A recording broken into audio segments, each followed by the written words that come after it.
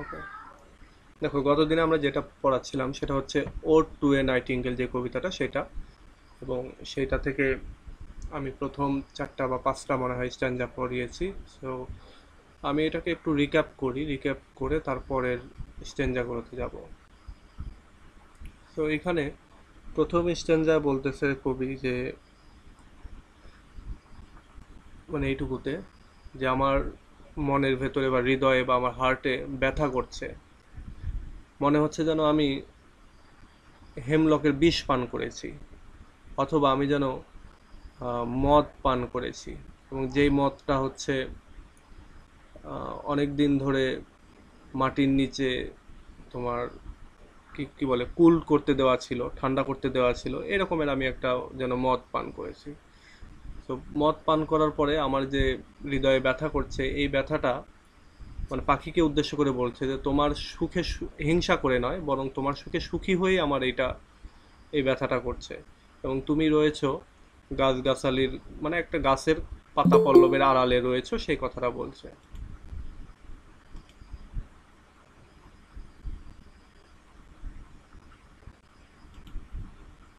এটা বলার পরে বলছে যে তিনি যেই মদটা খেয়েছেন, যে মদের কথা বলছে, তো এই মদটা তিনি বলছেন যে এই মদটা মাটির একেবারে গভীরে কোনো এক জায়গায় এটাকে কুল করতে দেওয়া ছিল। এইটাতে ফ্লোরা বা ফুলের যে টেস্ট বা ঘ্রাণ সেটা ছিল। এটা খাওয়ার পরে তিনি যেন মানে খুব ডান্স করছেন, গান গাচ্ছেন, খুব আনন্দ হচ্ছে তার। এবং এটা তিনি আরো যে বলছেন যে এই মদটা খুবই উৎকৃষ্ট মানের, এই মদটা আহ, উৎকৃষ্ট মানের, এটা বলছেন। এরপরে আবার তিনি বলছেন যে I might drink and leave the world unseen, বলছে আমি এটা খাবো, খাওয়ার পরে আমি তোমার কাছে চলে যাব। তুমি যেরকম আনসিন অবস্থায় রয়েছে, তোমাকে যেমন দেখা যাচ্ছে না, তো সেরকম একটা অবস্থায় আমিও চলে যাব তোমার কাছে। এরপরে আবার যেটা বলছেন কবি যে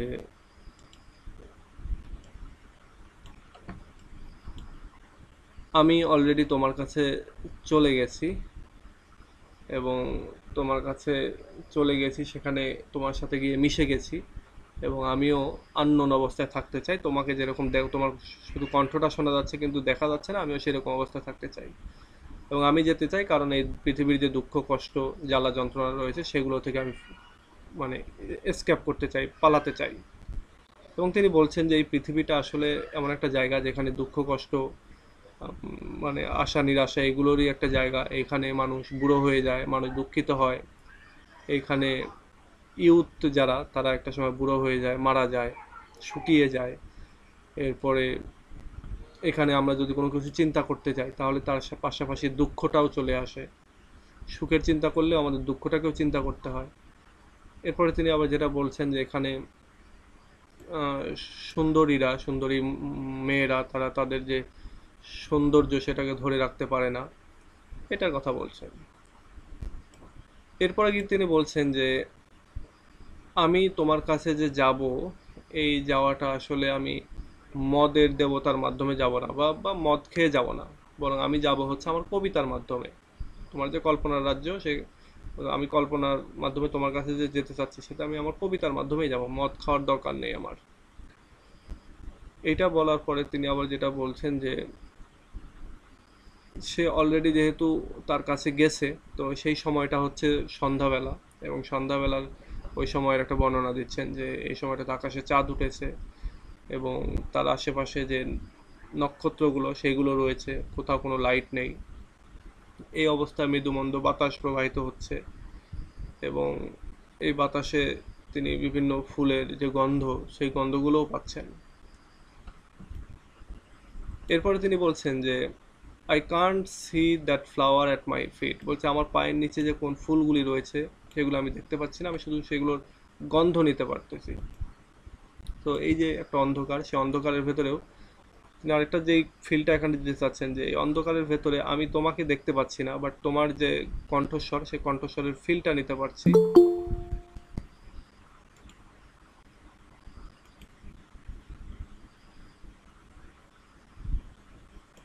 আচ্ছা,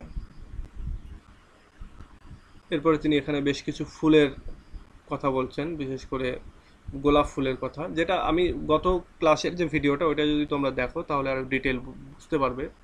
আসলে এই কবিতাগুলো এমনই যে এগুলো যদি চর্চায় না থাকে তাহলে এটা ভুলে যাবা। আমি যেমন দেখো গতদিনে পড়িয়ে এসেছি যেভাবে, আজকে কিন্তু ওইভাবে বলতে পারছি না। বলতে না পারার কারণ হচ্ছে এর মাঝখানে আমি আবার ওল্ড সেকেন্ড ইয়ারের ক্লাস নিয়েছি, ফোর্থ ইয়ারের ক্লাস নিয়েছি, মানে ব্যাপারটা হচ্ছে মাথা থেকে যেন অনেকটা সরে চলে গেছে, এরকম একটা অবস্থা।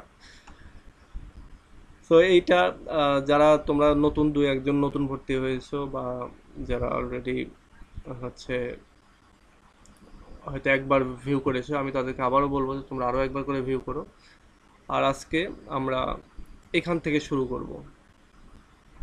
এই 6 নাম্বার যে স্ট্যান্ডা রয়েছে সেই স্ট্যান্ডা, আমরা এর আগে এই 5টা স্ট্যান্ডা পড়েছিলাম। তো আজকে এই 6 নাম্বার যে স্ট্যান্ডাটা সেটা।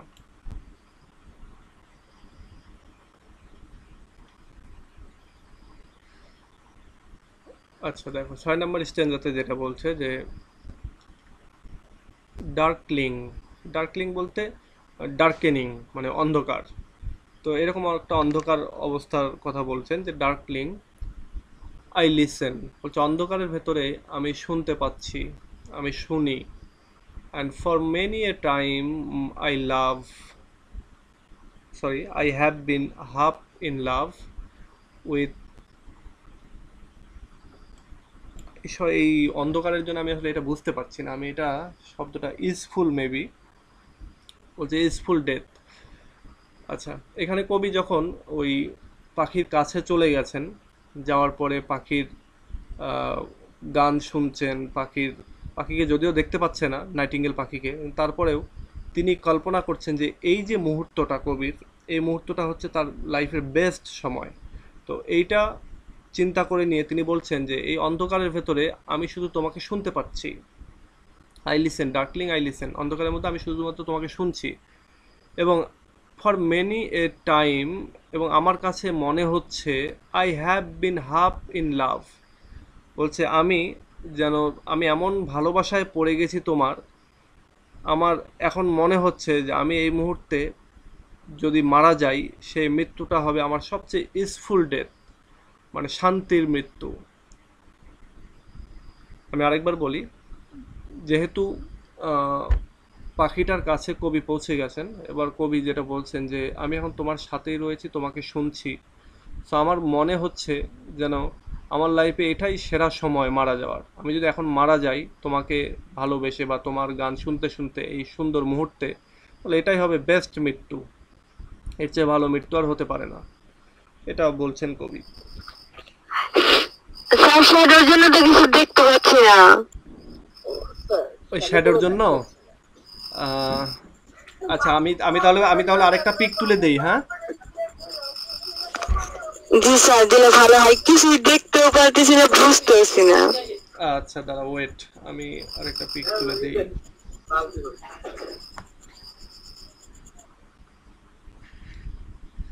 গতদিনের ছবিটা তোলাই আসলে ইয়ে হয়েছিল।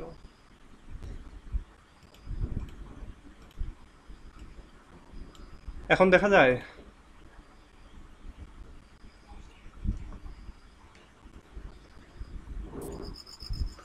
জি স্যার, দেখতে পাচ্ছি। আচ্ছা তাহলে দেখো যে শুরু থেকে আরেকবার বলি যে ডার্কলিং আই লিসেন, যে অন্ধকারের মধ্যে আমি তোমাকে শুনি, এখানে তোমাকে শুনি বলতে পাখির ওই নাইটিঙ্গেল পাখির গান শুনছেন।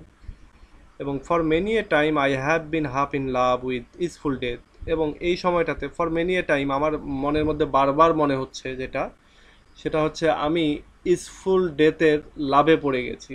মনে হচ্ছে এই মুহূর্তে যদি আমি মারা যাই তাহলে দিস উড বি মাই মানে বেস্ট টাইম, এই মৃত্যুর জন্য বেস্ট টাইম এটাই।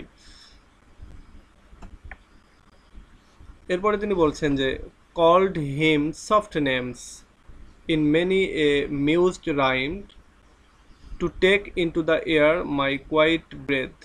এবার বলছে যে কল্ড হিম সফট নেমস, মানে তাকে ডাকার জন্য, মৃত্যুকে ডাকার কথা বলছে, যে মৃত্যুকে তিনি ডাকতে চাচ্ছেন সফট নেমে, সফট মানে আদর করে, এক কথা আদর করে ডাকতে চাচ্ছেন তার কবিতার মাধ্যমে, মিউজড রাইম, তার যে কবিতা সেই কবিতার মাধ্যমে তিনি মৃত্যুকে ডাকতে চাচ্ছেন to take into the air my quiet breath, এবং আমার যে ব্রেথ বা আমার যে শ্বাস প্রশ্বাস সেটা খুব ধীরে ধীরে নিয়ে নিতে আমি মানে মৃত্যুকে তিনি কল করছেন বা ডাকছেন।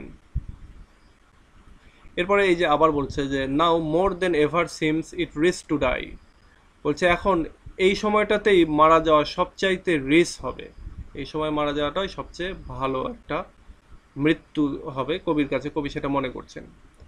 টু সিজ বন্ধ হওয়া upon the midnight with no pain, বলছে এই মিড নাইটে আমার যে শ্বাস প্রশ্বাস এটা যদি বন্ধ হয়ে যায়, আমার জীবন প্রদীপ যদি নিভে যায়, তাহলে কোনো রকমের পেইন হবে না।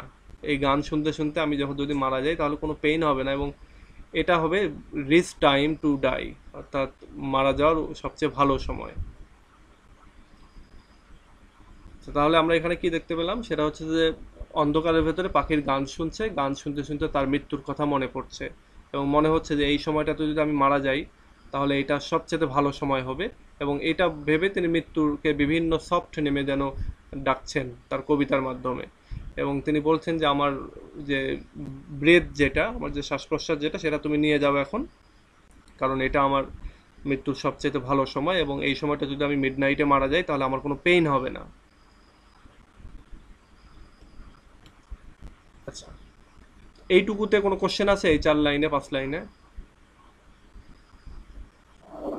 আর ওখানে যে তার ভাইয়ের মৃত্যুর কথা বোঝানো হয়েছে, মানে তার ভাইয়ের মৃত্যুতে কষ্ট পেয়ে বলছে যে যদি আমি ওই মরি, এরকম কিছু। ভাইয়ের মৃত্যু? হ্যাঁ, ভাইয়ের মৃত্যু, হঠাৎ করে ভাইয়ের মৃত্যুতে না না, কবি অনেক এখানে বেশি এখানে শোকাতুর ওসব নষ্ট। না, এখানে ভাইকে নিয়ে আসেনি, এটা তার নিজের কথা বলতেছে, সে নিজে তো পাখির গান শুনতেছে। জটিল করে ভাবা যাবে না, সবই ইজি করে ভাবো। আচ্ছা, এরপরে দেখো আমরা আবার ওই আগের ওই ইমেজটাতে ফিরে যাই।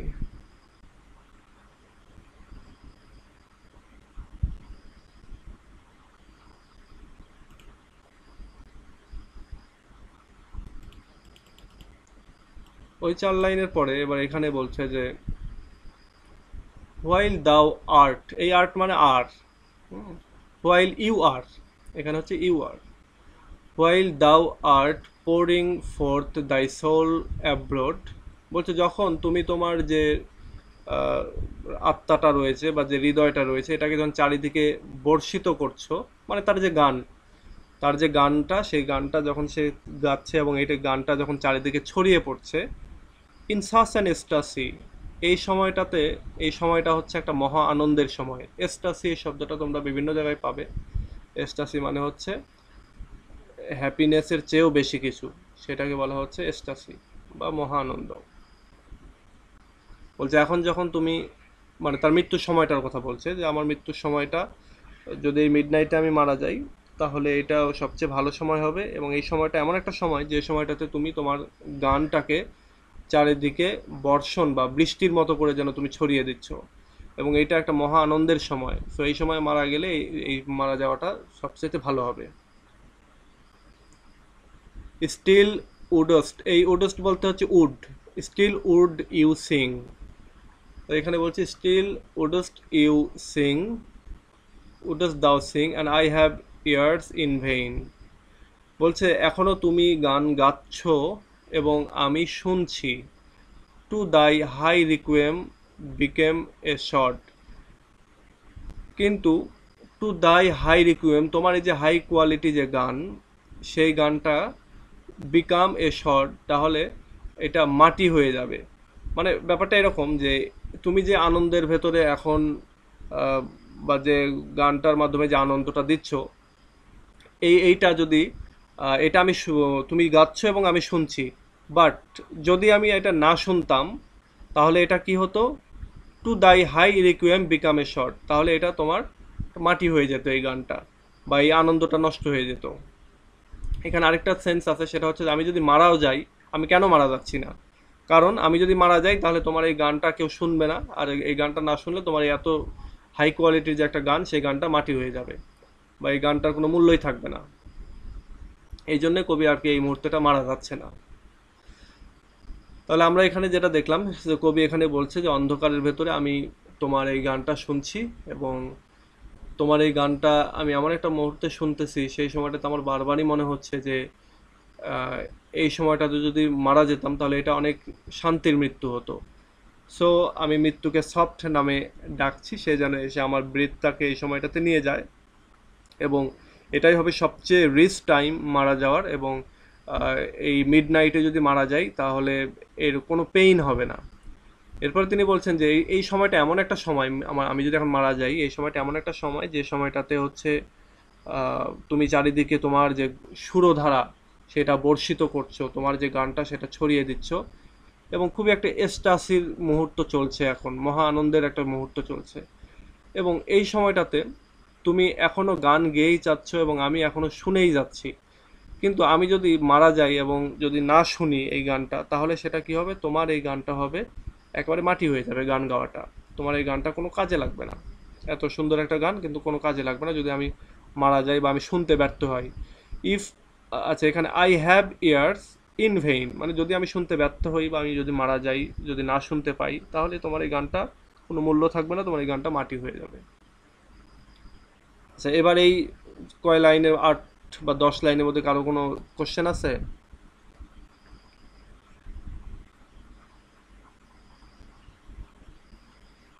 আচ্ছা, আমি ধরে নিচ্ছি নাই। আমরা এবার এই 7 নাম্বার যে স্ট্যান্জা, 7 নাম্বার স্ট্যান্জাতে চলে যাই।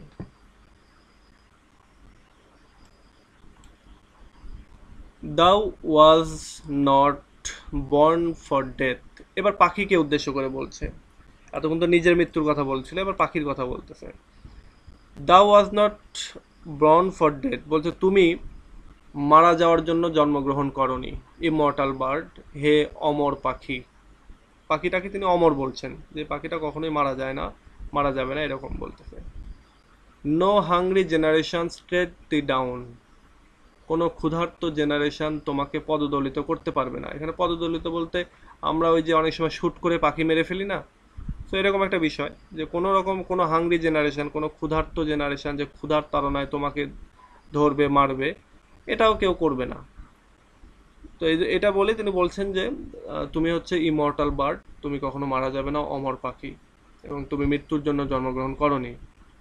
কোনো জেনারেশন তোমাকে মারতে পারবে না বা মারবে না। The voice I hear this passing night was heard in ancient day by emperor and clown. বলছে যে ভয়েসটা আমি এখন শুনছি এই মানে পাসিং নাইটে, বলছে আমি তোমার যে ভয়েস বা তোমার যে গানটা এখন শুনছি এই পাসিং নাইটে, ওয়াজ হার্ড, সেই একই গান শুনেছিল ইন এনসিয়েন্ট ডে, অনেক আগের দিনে, পুরাতন দিনে। কারা শুনেছিল? বাই এম্পারার, অর্থাৎ রাজারাও শুনেছিল, অ্যান্ড ক্লাউন, এবং প্রজারাও শুনেছিল। তুমি আজকে যে গানটা গাচ্ছ সেই গানটা অনেক আগেও মানুষ শুনেছে, রাজারাও শুনেছে, প্রজারাও শুনেছে, এবং সেই একই গান আমিও শুনছি। মানে ব্যাপারটা এরকম, গানটা অমর, হয়তো পাখির দেহটা চেঞ্জ হয়েছে। আমি যদি এখানে একটা এক্সাম্পল দেই, দেখো কোকিল যে ডাকে, সব কোকিলে কিন্তু কুহু কুহু করেই ডাকে। এখন প্রতিটা কোকিল তো আর ওই দেখাচ্ছে হাজার হাজার বা শত শত বছর ধরে বেঁচে আছে একটা পাখি, তা তো না। কিন্তু তার গানের স্বর, কণ্ঠস্বর, এটা কিন্তু সব পাখির একই। আজ থেকে 100 বছর আগে যে কোকিলটা যে সুরে গাইছে, 50 বছর পরেও সে সুরে গাইছে। তুমি তোমার ছোটবেলায় যে সুরে কোকিলকে ডাকতে দেখেছো, এখনো সে সুরেই দেখতেছো। তো কবির কথাটা এখানে এরকম, যে তুমি একটা ইমর্টাল পাখি, কেননা তোমার যেই সুর, তোমার যেই গান, সেটা আজ থেকে অনেক বছর আগে রাজারা, প্রজারা সবাই শুনেছে, এবং এই একই গান আমি এখন শুনছি। সো তুমি immortal. Perhaps the self same song that found a path through the sad heart of Ruth when sick for home. আচ্ছা, তো বলছে যে এই যে তোমার যে গানটা, এই same song found a path, এই গানটা মনে হয় যেন একটা পথ পেয়েছিল। Through the sad heart of Ruth, Ruth এর যে দুঃখিত হৃদয় বা দুঃখিত মন, সেই মনের ভেতর দিয়ে যেন একটা রাস্তা খুঁজে পেয়েছিল। রুথ হচ্ছে একটা মিথিক্যাল ক্যারেক্টার, এবং এটা একটা মেয়ে যার একটা অনেক দূরবর্তী দেশে বিয়ে হয় বা সে স্থানান্তরিত হয়, এবং সেই সময় সে তার নিজ দেশে ফিরে আসতে চায়। কিন্তু সে ফিরে আসার ক্ষেত্রে তো জটিলতা বা আসতে পারে না, এবং সেই সময়টাতে তার মনের মধ্যে যে দুঃখ কষ্ট, আহ, এবং এই কথাটা এখানে বলছে যে তোমার এই গানটা ওই দুঃখিত স্যাড হৃদয়ের যে রুথ মেয়েটা সে শুনেছিল হোয়েন সিক ফর হোম, যখন সে নিজের মাতৃভূমির প্রতি ফিরে আসার প্রতি সে মানে সিক ছিল, বা তার মনের ভেতরে কষ্ট ছিল, সে তার দেশে দেশে ফিরে আসতে চাচ্ছিল, সেই সময়টা তো সে তোমার গানটা শুনেছিল। গান মানে গানটাকে বলছে যে গান তার হৃদয়ের ভেতর দিয়ে রাস্তা খুঁজে পেয়েছিল, তার মানে হচ্ছে সেও গানটা শুনেছিল।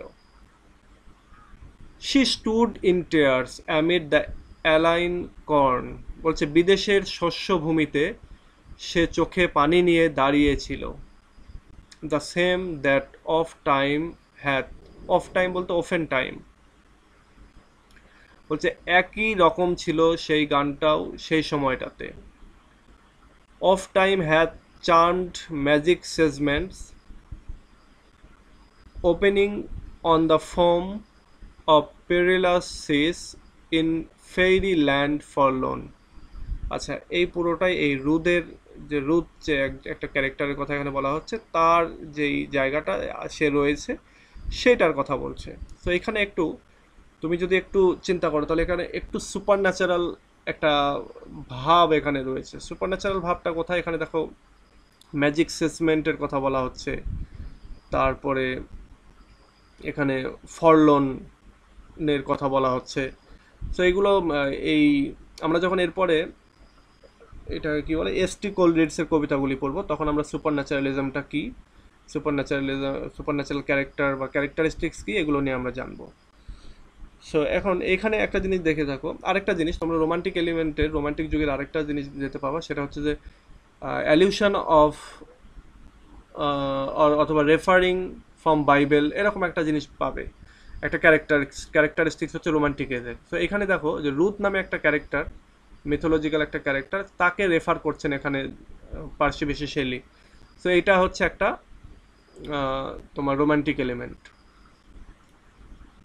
সো এখানে দেখো যে আরেকবার সেটা হচ্ছে যে কবি এই পাখিকে বলছেন তুমি ইমর্টাল, এই জন্য তোমার গান আজকে আমি যেটা শুনছি সেই একই গান আগেকার যুগের রাজারা প্রজারাও শুনেছে। এমনকি সেই একই গান রুদও শুনেছিল। রুদ কে?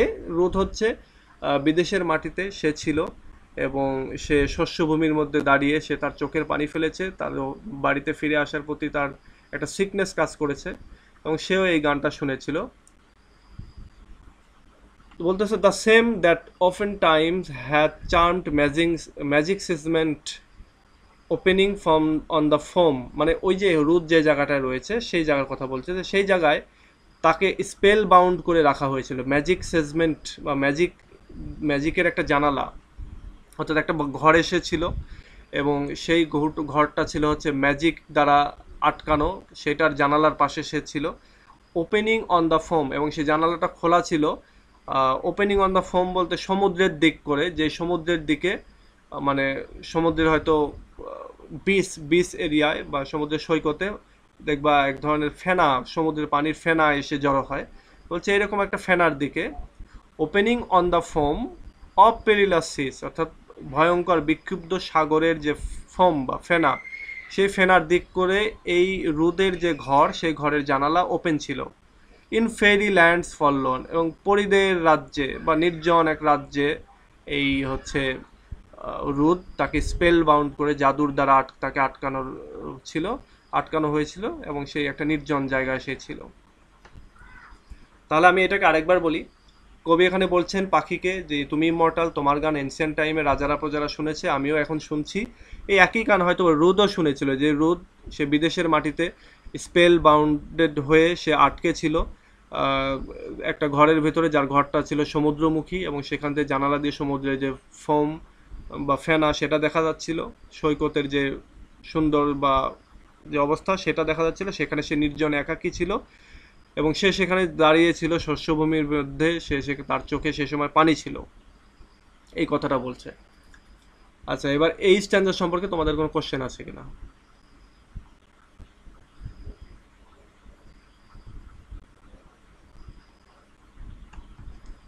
তোমরা আছো? জি স্যার আছে তো, শুনতেছি আচ্ছা স্যার। আচ্ছা, তাহলে আমি ধরে নিচ্ছি কোশ্চেন নাই, আমি এবার নেক্সট স্ট্যান্ডায় চলে যাই।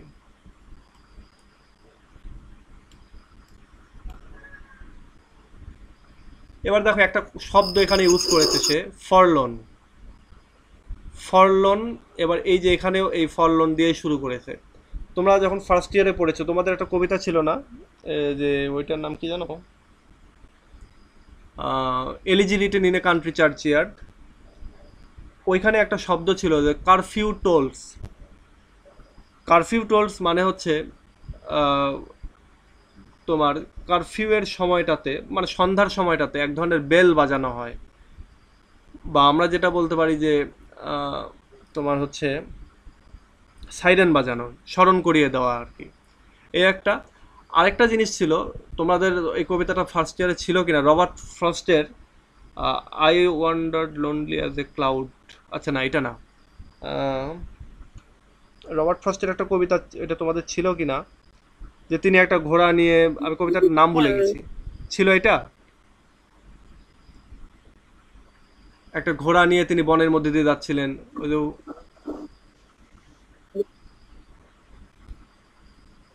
আচ্ছা, এটার একটা কোটেশন আমার মনে আছে, যেমন হচ্ছে and Miles to go before I sleep, and Miles to go before I sleep, এরকম একটা, তোমাদের সম্ভবত নেই না। না না স্যার নেই। আচ্ছা, সো ওই কবিতাটাতেও একটা এরকম শব্দ ব্যবহার করা হয়েছিল। সো এইখানে আবার আরেকটা, এই শব্দগুলোর ভেতরে রিলেশনগুলো এরকম যে কবিরা এই রোমান্টিক যুগের কবিরা বা অন্য অনেক কবিরাই যখন বিভিন্ন জায়গায় তারা এসকেপিজমের যে ধারণাটা আসে, অর্থাৎ তারা যখন পৃথিবীর জাগতিক যে দুঃখ কষ্ট এগুলো ছেড়ে কবিতার মাধ্যমে তারা কল্পনার জগতে হারিয়ে যান, তখন তারা এরকম একটা করে শব্দ ব্যবহার করেন। এবং যে শব্দটাকে তারা ব্যবহার করেন যে এক ধরনের বেল হিসাবে, যে বেলটা বাজে এবং বেলটা বাজার কারণে তিনি বুঝতে পারেন যে ওহো, আমি তো কল্পনার রাজ্যে আছি, আমাকে তো রিয়েলিটিতে ফিরে যেতেই হবে। সো তখন তিনি আবার রিয়েলিটিতে ফিরে আসেন। সে এইখানে কবি যখন এই যে ফরলন শব্দটা ব্যবহার করছেন, যে নির্জন, একাকী, একাকিত্ব, এই কথাটা শোনার মানে যখন এই শব্দটা ইউজ করলেন, তারপরেই তার মনে পড়ে গেল, কি মনে পড়ে গেল, এখানে যেমন এখানে বলছেন যে forlorn, the very word is like a bell to toll me back from thee to my sole self. বলছে এই শব্দটা একটা ঘন্টার মতো যেন বাজলো এবং আমাকে ফিরতে বলল তোমার থেকে আমার নিজের মধ্যে। অর্থাৎ এতক্ষণ যে কবি তার ইমাজিনেশনের মধ্যে ছিলেন এই পাখির যে গান সেটাকে নিয়ে, এখন তিনি, বা পাখির যে জগতে চলে যাওয়া, এখন তিনি এই ফরলন শব্দটা ইউজ করার সাথে সাথে তার মনের মধ্যে একটা যেন বেল বেজে উঠলো এবং তাকে বলল যে তুমি ফিরে যাও, তুমি এই পাখির রাজ্য থেকে তুমি ফিরে যাও। তো কবি এবার সেটাই করছেন। তো এখানে যেটা বলছে যে forlorn, the very word like a bell, forlorn শব্দটা বেলের মতো বাজলো, টু টোল মি ব্যাক, আমাকে ফিরে যেতে বলল, ফ্রম দি, তোমার কাছ থেকে, টু মাই সোল সেলফ, আমার নিজের ভেতরে, আমার নিজের ভেতরে ফিরে যেতে বলল। এরপরে কবি আবার বলছেন অ্যাডিউ, অর্থাৎ বিদায়। The fancy can not cheat so well as she is famed do fame to do deceiving elves. এখানে বলছে যে এখানে যে ফ্যান্সি বা কল্পনা, এই কল্পনা can not cheat so well, কল্পনা মানে চিট করতে পারে না ভালোভাবে, যে প্রতারণা করতে পারে এরকমটা করতে পারে না। As she is famed, famed বলতে এখানে ফেমাস। সো যদিও সে খুবই বিখ্যাত টু ডু, মানে ওই চিট করার ক্ষেত্রে, তারপরেও সে পারেনি, কারণ ওই যে ফরলন শব্দটা তিনি ইউজ করেছেন সেটার কথা বলছে। ডিসিভিং এল্প, এল্প হচ্ছে তোমার পরী, এবং ডিসিভিং এল্প বলতে প্রতারণা করে বা ফাঁকি দেয়, চিট করে, এরকম পরীকে বলা হয় ডিসিভিং এল্প। সো এটাই বলছে যে যদিও ফ্যান্সি খুব চিট করতে পারে, তারপরেও এখানে চিট করতে পারেনি একটা প্রতারণাকারীর মতো করে, কেননা ওই ফরলন শব্দটা একটা বেলের মতো করে বাজিয়ে দিয়েছে এবং আমাকে মনে করিয়ে দিয়েছে যে আমাকে ফিরে যেতে হবে। সো অ্যাডিউ, সো আমি তোমাকে বিদায় জানাচ্ছি। এরপরে তিনি আবার এই কথাটা বলছেন যে adieu adieu, thy plaintive anthem fades past in the near meadows, over the hills, over the still stream. up the hillside and now it's buried deep in the next valley glades. আচ্ছা, এবার আমি আবার বলি। দেখো, কবি বলছেন যে adieu adieu, মানে কবি আবার ফিরে আসছেন। তো ফিরে আসতে লাগলে কি হয়, যে ধরো অনেক দূরে একটা গান বাজছে, এবার তুমি গাড়িতে চড়েই হোক আর যেভাবে হোক তুমি হেঁটে হেঁটে চলে আসছো, তাহলে গানটা তোমার থেকে দূরে চলে যাচ্ছে। তো একটা সময় প্রথমে তুমি যখন গানের কাছে আছো তখন তুমি এক রকমের আওয়াজ শুনতে পাবে, যেরকম জোরে শুনতে পাবে। তুমি যত ওটা থেকে দূরে সরে আসবে তখন ধীরে ধীরে ধীরে ধীরে এই আওয়াজটা কমে আসবে। তো কবি এখানে এই কথাটাই বলছেন যে অ্যাডিউ অ্যাডু, বিদায় বিদায়, দাই প্লেইনটিভ অ্যান্থেম ফেডস। বলছে আমি যখন এই বিদায় জানিয়ে চলে আসছি, তোমার এই যে বিষণ্ণ যে সঙ্গীত বা তোমার এই যে সঙ্গীত, এই সঙ্গীতটা যেন ফেড হয়ে যাচ্ছে, মানে আওয়াজটা যেন কম শোনা যাচ্ছে। পাস্ট নিয়ার দ্য মিডোস, মানে কবি বলছেন কবি যখন মাঠ, মিডো বলতে মাঠ, মাঠের ধার দিয়ে তিনি যখন চলে আসছেন, মাঠ অতিক্রম করছেন, সেই সময়টাতে তার এই গানটা যেন ফেড হয়ে যাচ্ছে, সাউন্ডটা কমে যাচ্ছে। ওভার দ্য স্টিল স্ট্রিম, অথবা একটা স্ট্যাগন্যান্ট বা থেমে আছে এরকম একটা ছোট নদীর উপর দিয়ে যখন আসছেন, তখনও তিনি দেখছেন যে এই গানটা যেন হারিয়ে যাচ্ছে। আপ দ্য হিল সাইড, এবং তিনি যখন পাহাড়ের সাইড দিয়ে ওপরের থেকে নেমে বা ওপরের দিকে উঠে যাচ্ছেন, তখনও তিনি বুঝতে পারছেন যে এই গানটা মানে খুবই আওয়াজটা স্লো হয়ে যাচ্ছে। And now it's buried deep, এবং এখন এটা একেবারে হারিয়ে গেল, মানে কবর দেওয়া হয়ে গেল। বেরিড ডিপ বলতে এই গানটা আর শোনা যাচ্ছে না। কবি এতটাই দূরে চলে এসেছেন যে এখন আর এই গানটা শোনা যাচ্ছে না। ইন দ্য নেক্সট ভ্যালি গ্লেডস, এবং কবি এখন কি করছেন যে এই যে পাহাড়টাকে পার হয়ে তিনি যখন এই যে পরবর্তী নেক্সট ভ্যালি গ্লেডস, এটা সমতল ভূমিতে যখন তিনি চলে আসলেন পাহাড়ের পাদদেশ দিয়ে, তখন তিনি এই গানটা আর শুনতে পাচ্ছেন, এবং তিনি বলছেন যে গানটা যেন এখন, গানটাকে যেন কবর দিয়ে দেওয়া হলো। সর্বশেষে কবি যেই প্রশ্নটা রাখছেন যে ওয়াজ ইট এ ভিশন, বলছে আমি এই যে এতক্ষণ যেই কাণ্ড কারখানাগুলো করলাম, এটা কি ভিশন ছিল, অর এ ওয়াকিং ড্রিম, অথবা এটা কি কোনো ড্রিম ছিল, জাগ্রত কোনো স্বপ্ন ছিল, নাকি আমি এটা আসলে ঘুমের মধ্যে কোনো স্বপ্ন দেখছিলাম। Fled is that music, do I wake or sleep, বলছে ওই গানটা তো হারিয়ে গেল, এখন তাহলে আমি কি জেগে আছি নাকি ঘুমিয়ে আছি। কবি আবার নিজেই নিজেকে মানে প্রশ্ন করছেন। আচ্ছা, আমি আরেকবার বলি যে কবি যখন পাখির রাজ্যে আছে, তখন তিনি একটা শব্দ ইউজ করলেন, সেটা হচ্ছে ফল্লন। ফল্লন শব্দটা ইউজ করার সাথে সাথেই তার ভেতরেই যেন একটা ঝাঁকি দিয়ে উঠলো, এবং তার মনে হলো যে তার ভেতরে যে একটা বেল বাজলো, এবং তার বেল বলছে যে তুমি এখানে কি করো, তুমি তোমার নিজের ভেতরে ফিরে যাও। সো কবি তার নিজের ভেতরে ফিরে আসলেন, এবং ফিরে এসে এবার তিনি ভাবছেন যে মানে এবার তিনি বলছেন যে পাখিকে যে আমি তোমাকে অ্যাডিউ জানালাম, বিদায়। The fancy can not cheat so well, বলছে আমি যে কল্পনার রাজ্যে আছি, এই কল্পনাটা, এই ফ্যান্সিটা যদিও সে বিখ্যাত হচ্ছে মানুষকে ধোঁকা দেওয়ার ক্ষেত্রে, কিন্তু তারপরেও সে এত ভালো ধোঁকা দিতে পারে না বা পারেনি আমার সঙ্গে।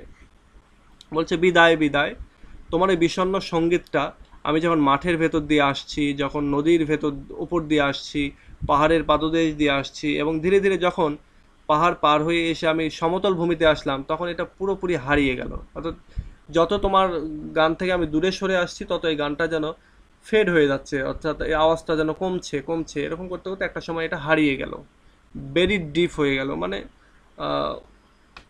কবর দেওয়া হয়ে গেলে এরকম একটা অবস্থা, আর শোনা যাচ্ছে না। লাস্টে এসে বলছে আচ্ছা আমি যে এতক্ষণ যে এত কাণ্ড কারখানা করলাম, এটা কি ভিশন ছিল, নাকি আমি জেগে জেগেই স্বপ্ন দেখছিলাম। বলছে এই যে গানটা, সেই গানটা যে আমি শুনছিলাম, এই গানটাও তো উড়ে গেল বা হারিয়ে গেল।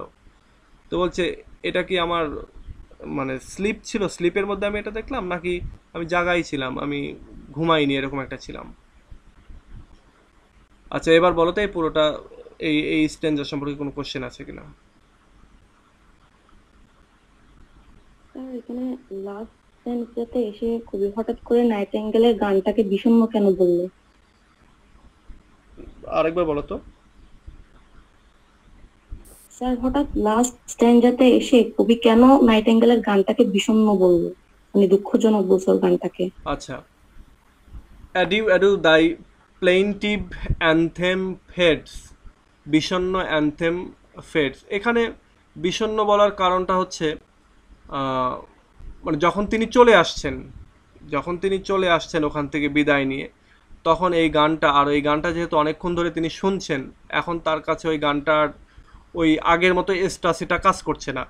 কেননা তিনি এই গানটাকে যখন তিনি শুনছিলেন শুরুর দিকে, তিনি খুব ভালোভাবেই তার এটাকে তিনি নিয়েছিলেন, কিন্তু যখন এসে দেখলেন যে ওই রুদের কথা যখন মনে পড়ে গেল তার, যে রুদ সেও প্রচণ্ড রকমের দুঃখ কষ্টে ছিল, সেই গানটা হয়তো বা রুদ নিজেও শুনেছিল, এবং রুদের সর্বশেষ যে ওয়ার্ডটা ফলল, নির্জন একাকিত্বের ভেতরে সে ছিল, তার চোখ দিয়ে পানি পড়েছে।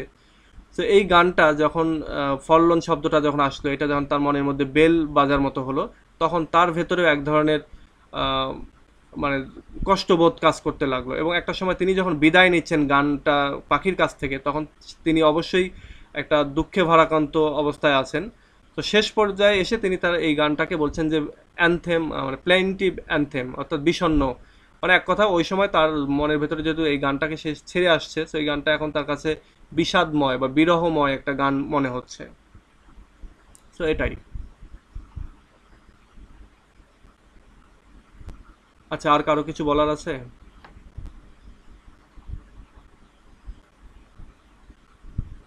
আচ্ছা, এবার পুরো কবিতা সম্পর্কে কারো কোথাও কোনো কোশ্চেন আছে কিনা, তোমরা যারা ভিডিও দেখেছো বা গত ক্লাসে ছিলা? স্যার 6 নাম্বার স্ট্যান্ডার্ড আর একটু বুঝিয়ে দিলে ভালো হতো। কয় নাম্বার? 6 নাম্বার। জি স্যার। আচ্ছা, এবার তাহলে তো আমাকে আবার ফিরে যেতে হবে, সেটা হলো আমাদের ওই ম্যাচটাতে। দাঁড়াও।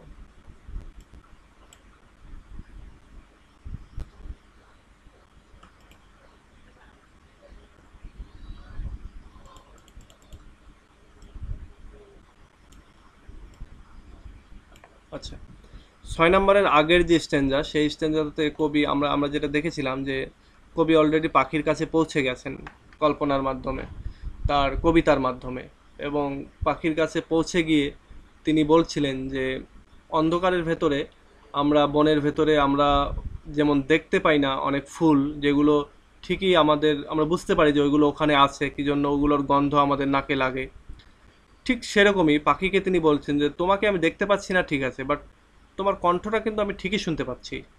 সো ওই ফুলের মতো, ফুলের যেরকম দেখা যায় না কিন্তু ঘ্রাণ পাওয়া যায়, ঠিক তেমনই তোমাকে আমি দেখতে পাচ্ছি না, বাট তোমার কণ্ঠটা শুনতে পাচ্ছি, তোমার গান শুনছি।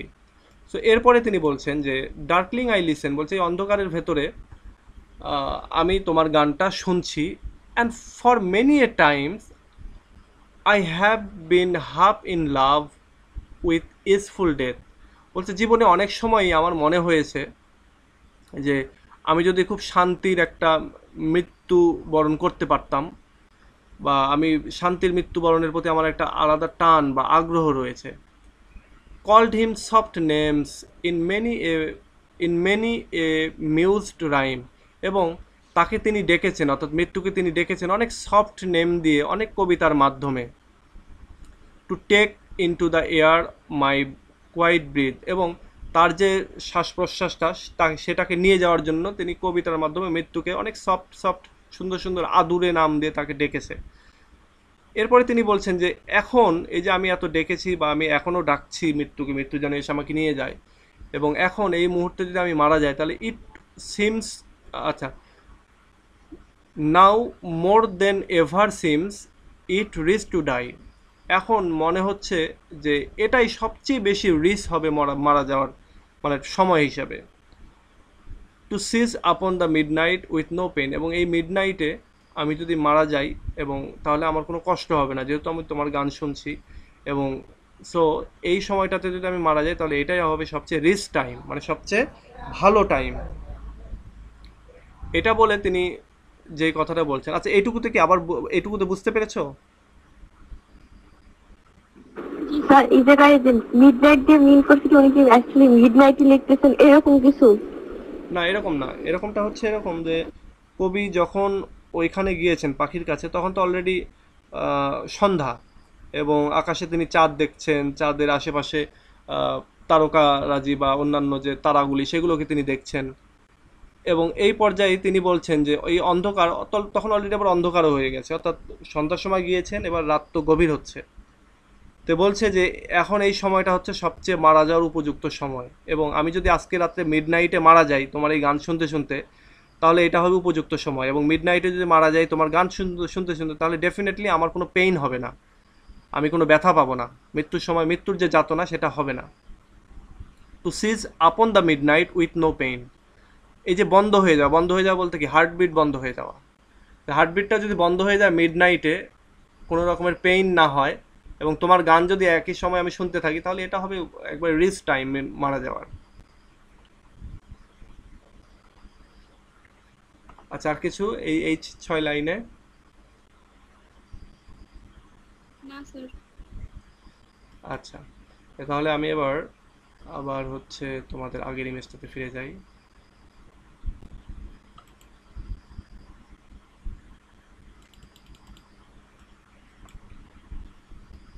এবার বলছে যে কেন এটাকে তিনি এত রিস্ক টাইম বলছেন, মানে মারা যাওয়ার, বা তিনি কেন ব্যথা পাবেন না মিডনাইটে মারা যায়। এর কারণটা হচ্ছে হোয়াইল দ্য ওয়ার্ড, যখন তুমি বর্ষণ করছো তোমার যে দাই সোল অ্যাব্রোড, চারিদিকে তোমার যে সোলটাকে সেটাকে বর্ষণ করছো, তার মানে কি এখানে বর্ষণ বলতে তার যে গান, সেই গানটা সে গাচ্ছে এবং চারিদিকে গানটাকে ছড়িয়ে দিচ্ছে ইন সাসি এস্টাসি, এবং এরকম মহা আনন্দ নিয়ে তুমি গাচ্ছ এবং চারিদিকে এরকম একটা আনন্দময় পরিবেশ ক্রিয়েট করেছো। তো এই সময় যদি মারা যায় তাহলে এর চেয়ে আনন্দের আর কিছু হতে পারে না, এর চেয়ে বেটার টাইম আর আসবে না। স্টিল উডস্ট দাও সিং, বলছে এখনও তুমি গাচ্ছ, and I have ear in vain, এবং গানটা আমি এখনও শুনছি, বাট আমি যদি এটা শুনতে ব্যর্থ হই, I have ears in vein, আমি যদি আমার শোনাটা যদি ব্যর্থ হয় বা আমি যদি শুনতে না পাই, ধরো আমি মারা গেলাম এস্টাসির মাধ্যমে বা এস্টাসির মধ্যেই, এবং এইটার তখনও তুমি গাইতেই থাকবে গানটা, এবং আমি যদি শুনতে ব্যর্থ হই, তাহলে যেটা হবে যে দাই হাই রিকুয়েম, তোমার এই অতি উন্নত মানের গান বিকামে শর্ট, তাহলে মাটি হয়ে যাবে সব, মানে তোমার এটার কোনো লাভ হবে না, আর ছাই হয়ে যাবে, এই গানটা গেয়ে আর কোনো লাভ নেই, কেননা আমি যে শ্রোতা তোমার, সে শ্রোতাই তো আমি মারা যাচ্ছি, সো আমি আর মারা যাচ্ছি না। ব্যাপারটা এরকম আর কি, এই টোনগুলো এরকম। আচ্ছা, আর কিছু?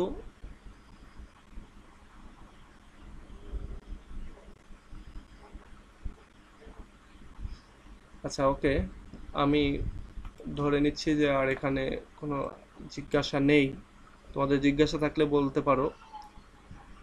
আর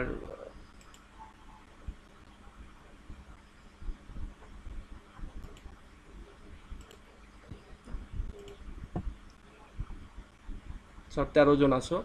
আচ্ছা, এখানে নতুন কেউ আছো, 2-1 দিনের মধ্যে অ্যাড হয়েছো?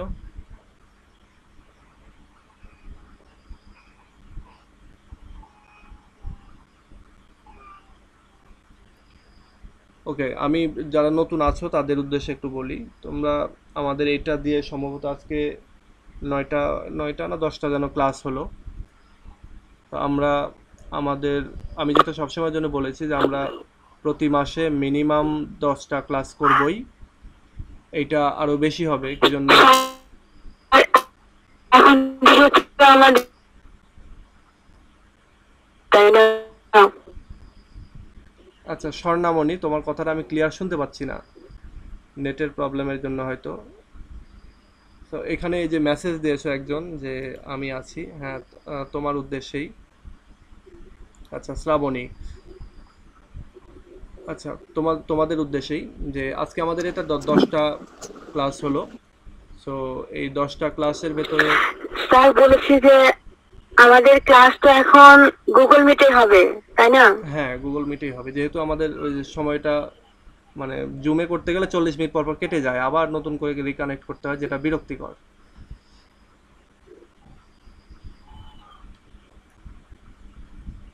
আচ্ছা, সো তোমরা যেটা করবা সেটা হচ্ছে প্রথম থেকে ভিডিওগুলো একটু দেখার চেষ্টা করবা। একটা ভিডিও 1 ঘন্টার ম্যাক্সিমাম, কিছুটা কম আছে, তো 10টা ভিডিও 10 ঘন্টা, 2 দিন 3 দিনে দেখে ফেলতে পারবা। আর এখন যেভাবে পড়াচ্ছি এখন এইভাবেই পড়ে যাও, আমরা সেকেন্ড ইয়ারের যখন পরীক্ষাটা হয়ে যাবে, এখন যে তোমাদের পরে যে সেকেন্ড ইয়ার আরেকটা আছে, সিনিয়র সেকেন্ড ইয়ার যারা, এদের পরীক্ষাটা হয়ে গেলে আমরা সাজেশন অনুযায়ী তখন কোশ্চেন করে পড়তে পারবো। তাছাড়া এখন দেখা যাচ্ছে একটা কোশ্চেন তুমি কষ্ট করে মুখস্থ করলে বা পড়লে, দেখবা যে ওইটা কমন চলে আসছে এদের, তখন তো এটা আর তোমাদের কাজে লাগবে না, তো এটা শুধু কষ্ট হবে। আর আরেকটা জিনিস, ইংলিশ লিটারেচারে পড়তে গেলে এই যে যে কবিতাগুলি বা নোভেল, ড্রামা, এগুলো জানাটাই হচ্ছে সবচেয়ে বড় কথা। তারপরে বাকিটা ইজি হয়ে যায় সব কিছু। বাট যদি তুমি শুধুমাত্র কোশ্চেনটা মুখস্থ করো এবং যদি একটু এদিক সেদিক হয়, তখন কিন্তু এটা কঠিন হয়ে যায়। আর এই বছরটাতে একটু চ্যালেঞ্জিং তোমাদের জন্য, সবার জন্যই। সেটা হচ্ছে যেহেতু পরীক্ষা হয়নি, আবার এই বছর রয়েছে তোমাদের হিস্ট্রি অফ ইংলিশ লিটারেচার। এই হিস্ট্রিটা মোটামুটি কঠিন, এটা বুঝতেও কষ্ট হবে। সো তোমরা একটু সিরিয়াসলি পড়ো। যারা নতুন এসছো তারা অলরেডি 1 মাস তো আমরা একসঙ্গে আছি, কিন্তু 1 মাস তোমরা থাকো নাই, যার জন্য তোমরা 1 মাস পিছিয়ে আছো। বাট এই ভিডিওগুলো একবার দেখলেই তোমরা এটা আবার ঠিক হয়ে যাবে তোমাদের। আর আমরা প্রতি মাসে 10টা মিনিমাম ক্লাস করব। 10টা এই জন্য বলছি যে একদিন হয়তো নেট থাকবে না, একদিন স্লো হবে, এটা সেটা, একদিন হয়তো আমার মাথা ব্যথা হবে, এরকমটা। তো এই আলহামদুলিল্লাহ এই 10 দিনে আমরা কোনো দিনই আমাদের এই টাইমে বিদ্যুৎও যায়নি। ইভেন খুব ভালো, প্রথম দিনে আমাদের একটু লেট হয়েছিল 5 মিনিটের মতো, ওই দিনে বিদ্যুৎ চলে গিয়েছিল।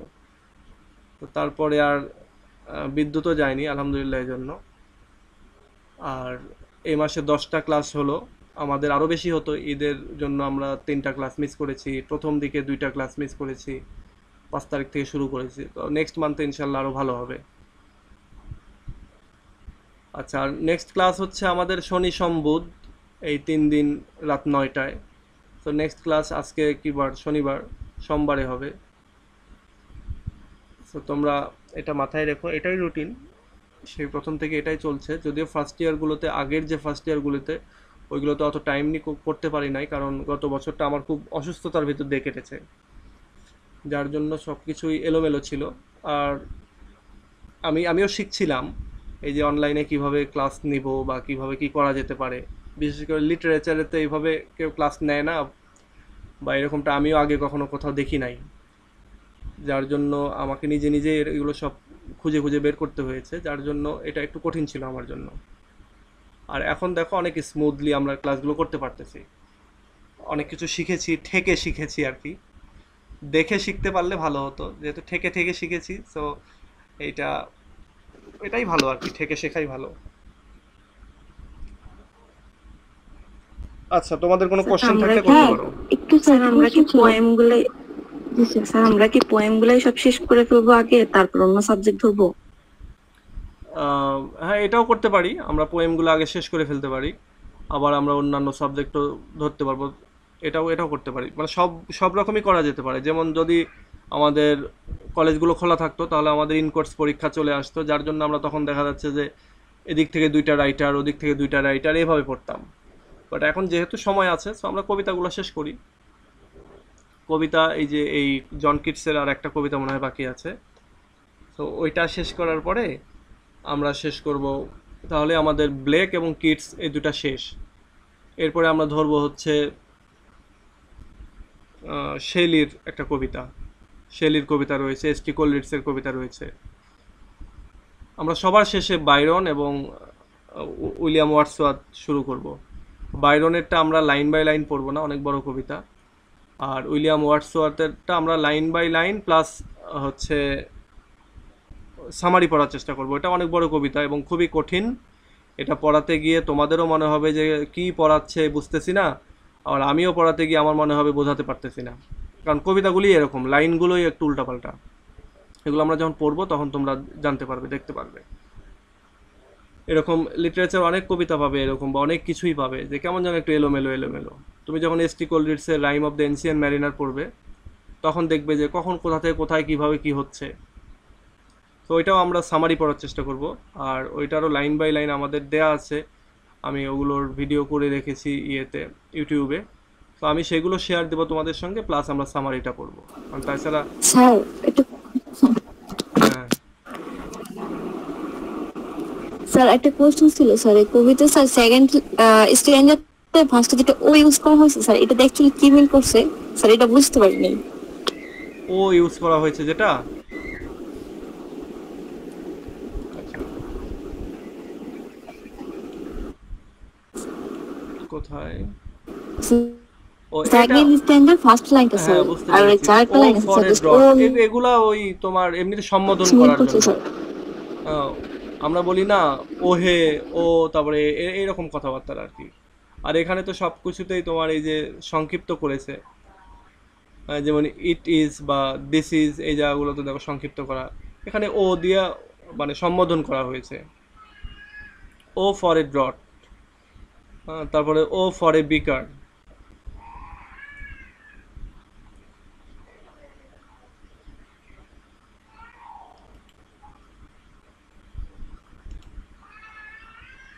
আচ্ছা, সাগর সরকার বলেছো ইজি আছে, এসেটা ভালো লাগার মতো পোয়েমগুলো এ পড়লে ভালো হতো।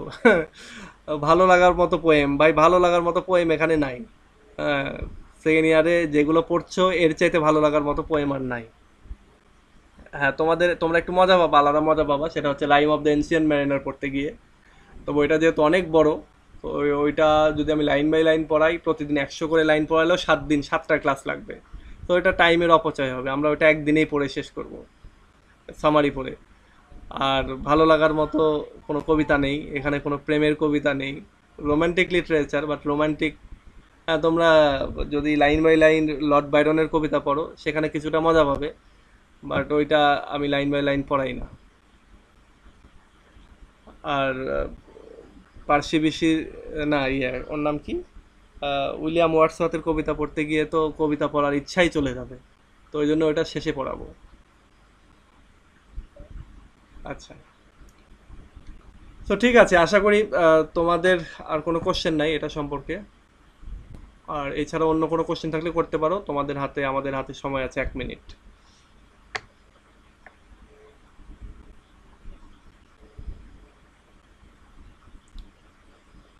আচ্ছা, আমি ধরে নিচ্ছি তোমাদের কোশ্চেন নেই। আমরা সামনের দিন কিডসের আর একটা কবিতা বাকি আছে, ওইটা আমরা পড়বো। আর তারপরে আমরা অন্য কোনো কবিতায় চলে যাব হয়তো। এরপরে নেক্সটে যে ইজিটা রয়েছে সেটা হচ্ছে আহ, শেলির যে কবিতা সেটা। ওইখানেও এরকম পাখি নিয়ে আর একটা কবিতা রয়েছে, ও টু এ স্কাইলার্ক বা টু এ স্কাইলার্ক এই নামে। তো ওইটাও আমরা মজা পাবো পড়তে। আমরা আস্তে আস্তে কঠিনের দিকে যাব। হ্যাঁ, আস্তে আস্তে কঠিন, এইটাই এই যে ব্লেকের কবিতাগুলি যেরকম দেখলা, এগুলোই মজা, এর বাইরে মজা নেই। আমরা রোমান্টিক লিটারেচার বলতে যে এখানে রোমান্টিক কিছু থাকবে, রোমান্টিক বলতে এই যে ছোট ছোট যেমন সাবজেক্ট, পাখি, তারপরে কি সব ছোট বাচ্চা, তারপরে চিমনি সুইপার, এগুলো নিয়ে যে কবিতা লিখছে, ল্যাম্প, টাইগার, এগুলাই হচ্ছে রোমান্টিক এলিমেন্ট। সো ঠিক আছে, আজকে এ পর্যন্তই, নেক্সট ক্লাসে আবার কথা হবে সামনের দিনে। আল্লাহ হাফেজ, ভালো থেকো সবাই।